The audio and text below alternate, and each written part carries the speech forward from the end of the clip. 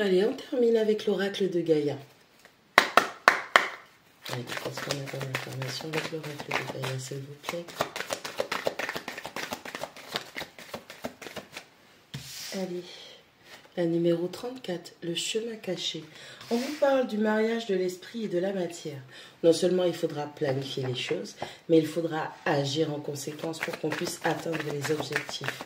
On est aussi dans une phase de compréhension de comment les choses fonctionnent en amont, qu'est-ce qu'on devrait faire, qu'est-ce qu'on devrait mettre en place pour pouvoir concrétiser, matérialiser, manifester tout cela dans notre vie. On parle d'un éveil sur les situations, sur les événements. On parle aussi d'un éveil sur la réalité de la situation. La numéro 30, l'arbre flamme. On parle du départ de quelque chose de nouveau, un nouveau départ, d'accord? Allez, plus de motivation, plus de passion, plus de désir. On a des objectifs à atteindre et on se donne les moyens d'y arriver par le fait justement de faire cette fois-ci les choses correctement et concrètement. La numéro 7, la déesse de la création. On parle de transformation, de créativité et de sagesse. Allez, c'est le moment de mettre en place ce que vous avez appris, ce que vous savez au niveau de votre propre guérison. Hein, c'est le moment de faire confiance à votre créativité. Beaucoup de personnes vont avoir de nouvelles idées. Vous allez avoir non seulement les idées pour mettre les choses en place, mais des idées pour vous démarquer. Vous allez faire preuve d'une grande sagesse par rapport à tout ce que vous avez déjà traversé, ce qui vous permet encore une fois de vous démarquer. On a la numéro 13, la réflexion. Allez, on vous parle de distorsion, d'illusion, d'auto ou d'introspection. Allez, par rapport à comment les choses se sont présentées à vous et comment vous avez pu comprendre, voir, percevoir les choses, c'est le moment de vous restructurer mentalement. C'est le moment de remettre les choses dans leur contexte pour que vous puissiez encore une fois faire preuve d'une grande stratégie.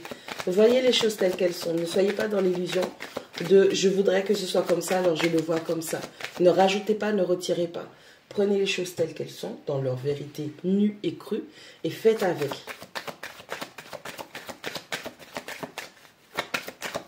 Vous allez devoir réanalyser pas mal d'informations, pas mal d'événements qui se sont produits hein, pour pouvoir être le plus carré que possible.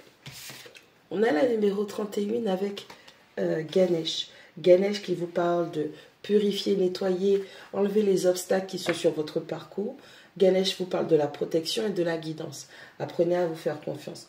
Pour l'instant, vous avez compris que ce n'est pas le moment. Vous avez énormément de choses à régler dans votre vie, à structurer dans votre vie. Il est important de vous protéger, de protéger les autres. Parce que même si vous vivez des choses qui sont assez difficiles, des choses que vous n'avez pas clôturées dans votre vie, il est important de finir le travail pour que vous puissiez avoir un chemin qui est beaucoup plus clair et net. Et en plus de ça, vous apprenez à vous faire confiance, à vous écouter. La numéro 42. Le message. Un message d'amour avec la terre-mère sacrée. Allez, vous êtes en train de manifester la stabilité, l'abondance, l'ancrage. Ok, vous êtes en train de manifester une récolte. On est en train de récolter au fur et à mesure les fruits du dur labeur, de l'investissement. En tout cas, de ce que vous avez pu mettre en place concrètement qui vous permet d'être bien. On a la numéro 9. Le cadeau caché. On vous parle de tristesse, de fin et de nouveau départ. Il est temps de clôturer avec votre passé. Il est temps de clôturer avec les choses très difficiles qui vous sont arrivées, qui se sont passées dans votre vie. Il est temps de comprendre vos leçons. On vous parle d'une grande intégration, d'une compréhension. Hein. On clôture, on boucle la boucle, on clôture des cycles difficiles. Dans cette tristesse-là, dans tout ce que vous avez vécu, il y a quelque chose de formidable qui en ressort, c'est votre sagesse. Vous devez être capable de faire preuve de gratitude par rapport à ce qui est arrivé, des enseignements que vous en avez tirés pour pouvoir aller de l'avant. Parce que si vous n'acceptez pas, si vous ne comprenez surtout pas ce que vous avez passé, vous êtes condamné malheureusement à réitérer les mêmes erreurs et les mêmes types de schémas. Et nous, on est là pour guérir et pour avancer. Donc on apprend à se pardonner, on apprend à se faire confiance, on s'écoute, on ne dénigre pas, on ne refoule pas ce que l'on ressent, on est dans l'acceptation et dans le détachement, donc le lâcher prise.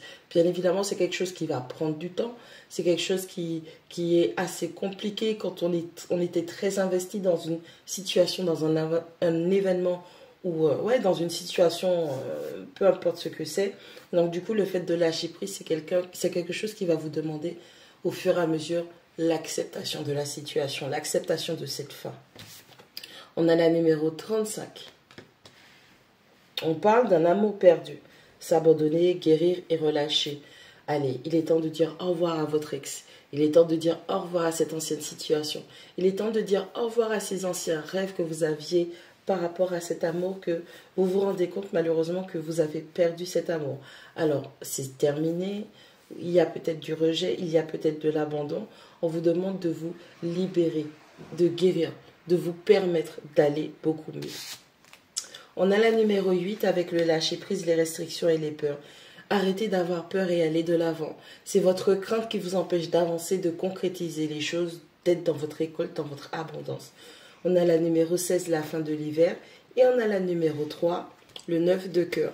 Si vous voulez vraiment acter les choses dans votre vie de tous les jours, il va falloir que vous preniez le temps de vous dépouiller de ce qui ne vous sert plus, un peu comme l'hiver, les arbres qui se dépouillent de leurs feuilles mortes, de leurs vieilles branches.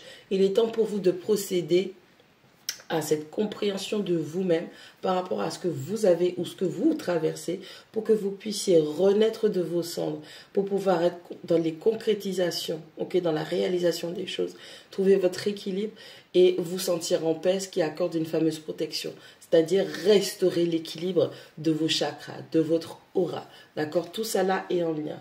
Dites au revoir à votre passé et dites bonjour à demain.